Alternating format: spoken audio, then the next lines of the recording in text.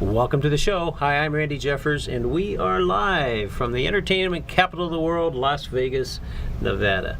Well, we have a really special guest. We have with us a doctor, Dr. Susha Liu. And so tell us a little about yourself.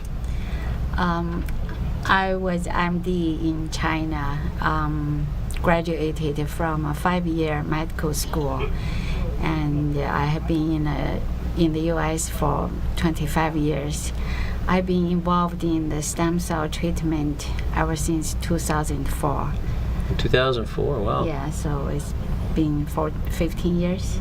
So you were born in China, you Right. grew up in China, Yes. and you became a doctor there. Yes, You were an OBGYN, right? OBGYN. But you were a doctor in the military. Yes. Wow. So we want to talk about that because that had to be really fascinating, especially. What year was that when you were in the military? Actually, the medical school was run by the military, Oh. so I wore uniforms in the medical school. Uh-huh. And then I graduated, worked for a military hospital. And this was in about what years? What years were you I in? graduated from 1987, worked until 1994, and that's the year I came to the U.S. Now, who was president of China at that time, or who was the leader of China? Deng. Okay. So those were sort of transitional times, right? Right, that's the time China opening up. Yeah, huh? Just starting to open up. Right. So different from what it is now. Very different. Yeah. Very different. It was much more developed now than back then. Well, we have so many exciting things to talk about with you, but I want to just start with what was it like growing up in China in those days? You know, as Americans, we hear all these things about China, but there's no way we could even know what it was really like. But what were your experiences like? You mean the time I was in When China? you were a little girl, let's say when you were just a young child growing up, what was it like? Well, I went through Cultural Revolution, Yeah. part of it. So Well, now were you in a city or were you in a rural area? rural area. So you were in a small town, or? Well, I spent my childhood in a big city, Uh-huh. in my grandparents' house. And then I went to my parents in a rural, small-sized town. Uh-huh. That's where my father worked. Wow. I was a farmer for 10 years. Were you really? Yes. Wow. Because that's part of the Cultural Revolution. We were sent to the farm to be farmers, Uh-huh. to be re-educated Oh my goodness. by the Wow. farmer. What'd you grow? What kind of crops? Wheat, cotton.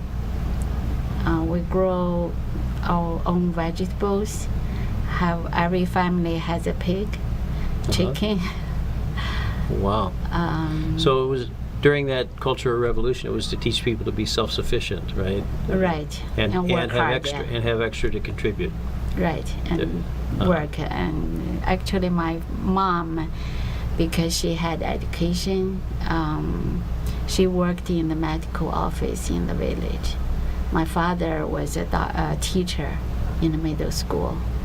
Wow. And from there, President Deng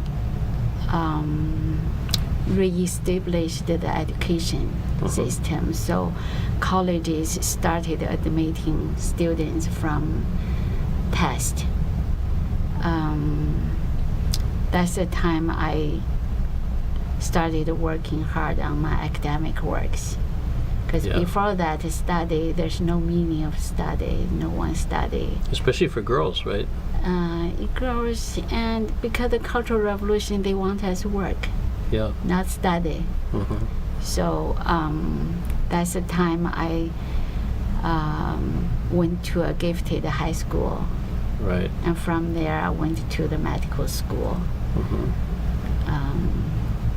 We actually grew in a lucky time. Yeah. we could go through that path to pursue a career. Wow. So you got involved in the military, in the medical field. Was it easier to do it through the military? Was that why you did the military? Or was that the only option? That was the only option. Yeah. Because I graduated from this military medical school. The only option is to serve in the military health system. Wow. 1994, I came to the United US. States. Yes. So what was that? How did that come about? How were you able to come here, first of all? That's my husband had a scholarship in the University of Arkansas. That's how we came here. Oh, so you went to Arkansas, in Little Rock? Is that where you were? Right. Uh-huh. So I have to leave the military to get my passport. Yeah. That took me 2 years. They didn't want to let you go, huh? There's a procedure I had to go through. Mm-hmm. Took me 2 years to get my passport. Wow. Military officers not supposed to have a passport. Yeah. So I came here in 1994. I went to school for training to pick up skills so I can work in the United States. I learned English first and then some computer skills. Uh-huh. I started working in the stem cell lab in 2004. In a stem cell lab? Right. Oh, that's interesting. So tell us a little about stem cells. What do you do in that lab? This is the bone marrow transplant department's stem cell lab. We treat, the majority of the patients are blood cancer, Uh-huh. such as leukemia, lymphoma, myeloma. Also, we treat some other cancers like ovarian Uh-huh. and testicle Testicles. cancer patients. Wow. So some of them, if the chemotherapy is too high dose chemotherapy, high dose radiotherapy, that pretty much depletes the bone marrow. So they require a bone marrow transplant. Mm-hmm. That's got to be just an amazingly rewarding field to be in, to know that Yes. you can change somebody's life, right? Yes, and to see the patients survive through the transplant Yeah. and cure their cancer is really promising and Yeah. rewarding. So keep my enthusiasm to be in this field. Yes, absolutely. So, do you get to see the patients when they've completed treatment? Do you ever get to follow up with them?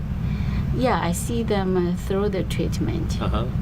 And after the treatment.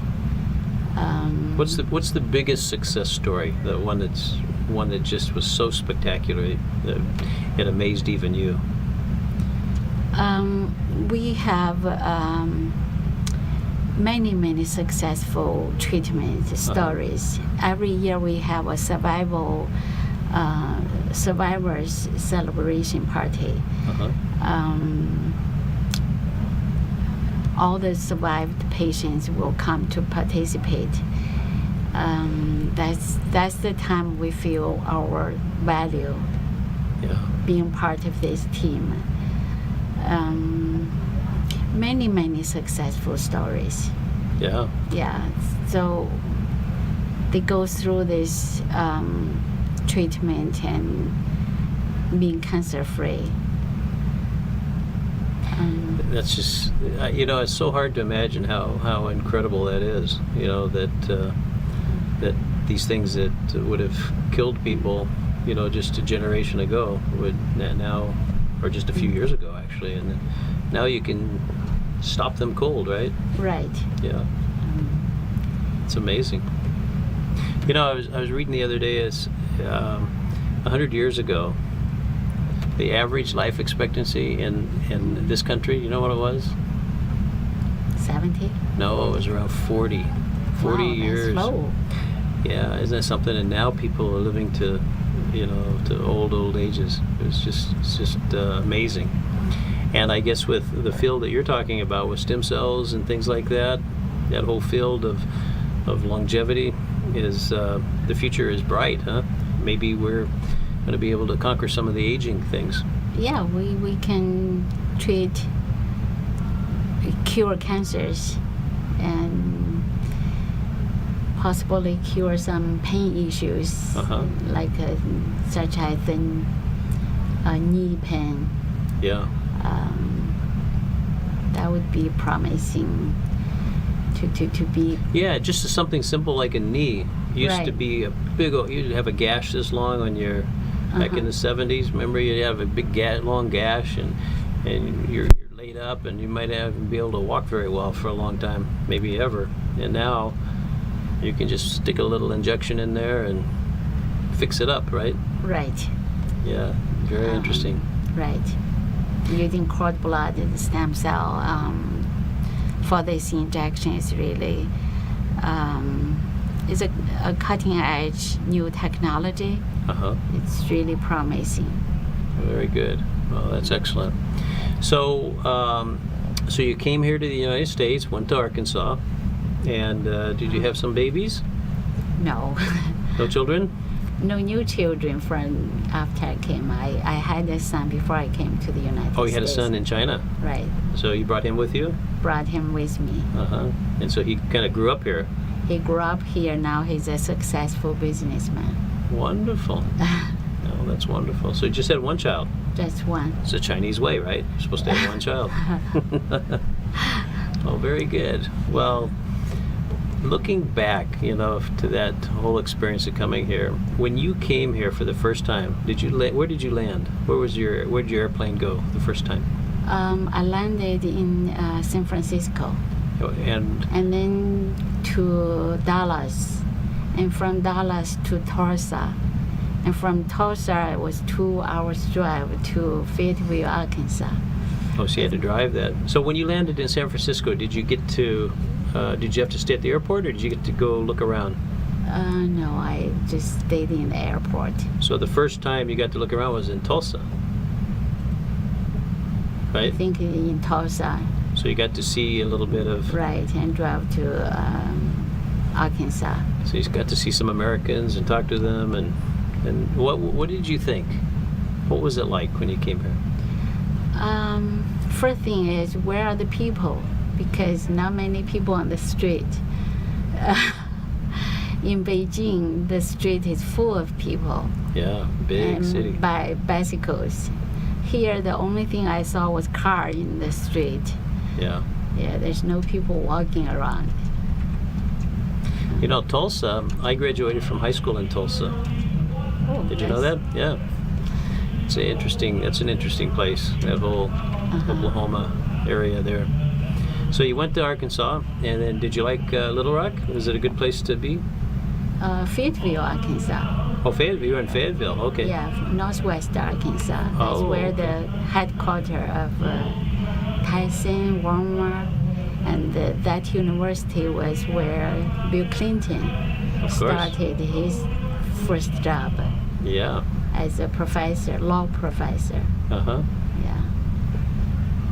Well, very good. So yeah, it's mostly rural, right? A lot of rural country there. Right. It's very different from. It's actually very different from most of the United States. Very different. The people there are very nice and kind. And, yeah. That's Walmart headquarters. It's The arena is called the Bud Walton Arena. Yeah, Rogers, and where he started, Rogers, Arkansas. Right. And then that's right there. Yeah. Well, very interesting. Okay, let me ask you a question that a little bit controversial, but did you notice back then racism in Arkansas? Because when people think about Arkansas, it's sort of what you'd call redneck a little bit, right? Did you notice, being Asian, and being Chinese, did you notice any kind of was there any racism at all? I didn't. experienced that. Yeah. I heard that in 1990s, 70s, Uh-huh. there was no colored people there. Later, because of this university, they had colored students, and then more and more colored people living there. Uh-huh. The first colored black employee only worked there for a short time, and the other people just Wow. cornered him. Said, if you stay here long, we're going to give you trouble. Oh my And then goodness. he moved away. By the time I lived there, we have international students, postdoc working in this university that brought the variety of the population. So you've seen a lot of changes. You saw China change And the dramatically, American and you saw change. the U.S. change, right? Right, right. That whole southern region down there has had lots of changes. Right. Amazing, the changes. Until now, we had African American president. Yes, Yeah. absolutely. So now you're in Chicago, and what do you think about Chicago? Is that a good place to live? Chicago is a good place to live, but right now is winter. It's a little snowy and cold, huh? Right. Yeah. That's right. It's more variety of the population there. Yeah. Yeah. So do you see yourself living there for forever, or do you think maybe you'll come to some place glorious and beautiful like Las Vegas? What do you think? I think somewhere warmer Somewhere than warmer? Chicago is better for the rest of my life. Well, it's sort of nice to move around to different places, right? Right. Yeah. Well, maybe you'll make a lot of money in the stem cell world, and you can go traveling and living in wonderful resorts all over. We'll be looking forward to that. Yeah, absolutely. So, since you have such an interesting background and from where you were born, what do you think is one of the biggest lessons in life that you've learned? Regarding Well, just life in general. You know, I know we have people watching us out there that all kinds of people, all ages. You know, people making all kinds of different amounts of money and all kinds of success levels and so forth. What sort of advice do you have for people? Because your perspective is really different. You know, coming from China and growing up there and seeing all the changes that happened, and you know, so many Americans have never left the state that they were born in.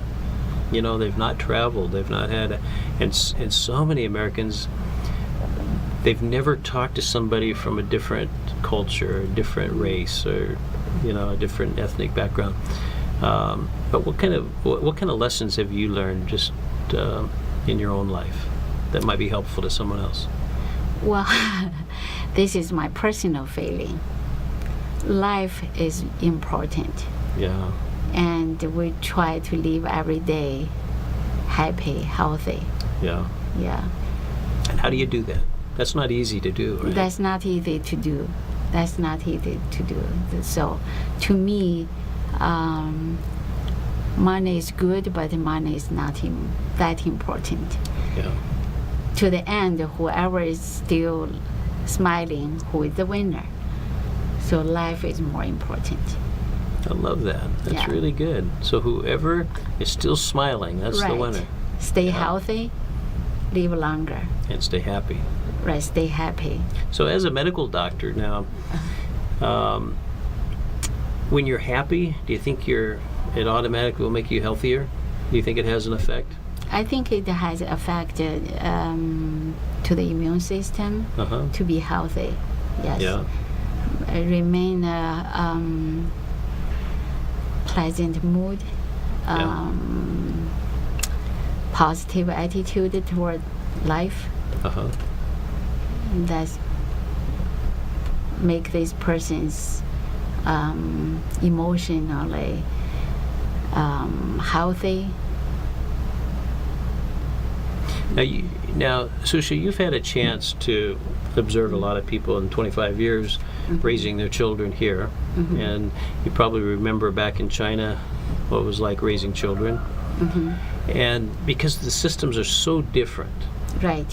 which one, you know, there's positives in both, I'm sure, and there's negatives in both, right? Right. But tell us a little bit about that. What are some of the positives of China and some of the U.S. that you see? Raising up children. For raising children. Well, when I grew up, there was Cultural Revolution. Pretty much academic work was not very important. So my parents actually was hand off to me. I grew up without paying much attention to my academic work. Sometimes I get 20% of my math. Yeah. Or not later on, we have to go to college. We have to pass the national exam. So I catch up. End up I was the top graduates. So nowadays in China, the academic schoolwork is very tense. It's to a point I think the kids, I want to rescue them from this kind of system. It's too much. Huh? Too much homework. They barely can go to sleep before 11 for elementary school students. Wow. So here in America, we encourage their creative way of thinking, not just passively being a slave, like doing homework slave. Right. That's the positive education system here. I think is better for the children. Yeah. And to me, my personal experience is I was hand off to my son. Never checked his homework, never checked his grade. But before I did that, I told him, you're studying for yourself, not studying for me. Homework is for you, not for me. So you deserve an A, not a B. That's it. If you make a B, you're not studying hard enough. So when he got a B, he felt guilty. He would come up to me, Mom, I got a B. I'll pull it back up. So that's how he graduated. He was a self-pushing boy. So it's the expectation that you had that made him do that, right? He was expected to do well. I expect him to do well. I was busy on my career, and my experience is my parents was hand off on my study. I was self-pushing to myself. I know that parents pushing to children is not a good way for them to grow up. Once you stop pushing them, they don't know what to do. Yeah. Or they become rebelliant. You know, I've noticed that a lot of Asian families, for instance, in the U.S., not immigrants, but maybe, you know, they've been here a few generations, but their children always seem to do better in school because there's some sort of an expectation that I think it's carried on. It must be carried on through the generations, right? Yeah, I think so. That's a culture thing. It's a culture thing. The Asian culture is we expect them to study hard, to achieve better, to achieve their 100% of their potential. And the parents take them to all kinds of music training, like instruments, dancing or sports. Yeah. So the parents paying attention to their education. Yeah. So they know they should do better in school.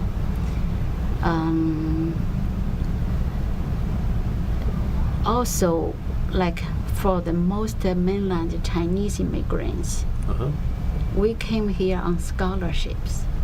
So it's not our children are smarter. They are smart, but not all Asians are smart. Yeah. This is a selective group because we came here on a scholarship. Yeah. Not Right. all of them. Genetically, they should. That's how I told my son, because I told him I know your mother, I know your father, so you should do better than us. Well, that's probably pretty good advice. Right. If you do a B, you're not doing hard enough. That's right. You got to do better. That's Right. right. So let's go back to today now. So you're in Chicago, Yes. and life is good. Life is pretty good. Yeah, Yeah. and you have new people in your life. We have new friends. Uh-huh. Kids are grown up. Career is going smooth. Developing. We're pretty happy about the situation. Oh, that's wonderful. Yeah. So what do you think? What do you think the future holds? 4, 5, 6 years from now, you look back. What do you think life's going to be like then? Looking forward for 4 or 5 years. Huh? I will be more successful career-wise Uh-huh. and enjoy life.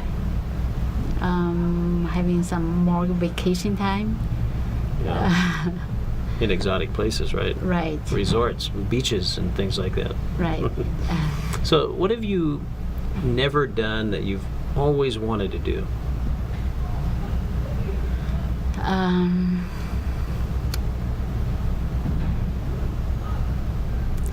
I think it's going to some more amazing places like South Pole, wow. Alaska, to Grand Canyon. Those are the places Africa. You're pretty close to Grand Canyon right now. Yeah, you're just a couple hours away. We may go there just. They have helicopters Yeah. take you there real fast. Yeah. You can go buzz through there and come right back, have lunch, and then come right back. Yeah. Yeah. Oh, very good. Well, it's such a pleasure talking to you. You just are such a sweet person, and it just it's such an honor to know you and just to hear about your experiences. Just the fact of where you grew up is just mind-boggling to me, because you experienced some things that I have no idea about. Nice meeting you too. Absolutely. Well, we're almost out of time, but any advice for our listeners? Anybody who's listening out there, do you have any advice for them? Well, enjoy life and work hard, play hard. Money cannot buy health. Stay healthy, stay positive of life. Yeah, that's probably the best advice we could all get. Well, Susha, thank you so much for being with here. And thank you for joining us. We'll see you next week, same time, same station. Bye-bye, everybody.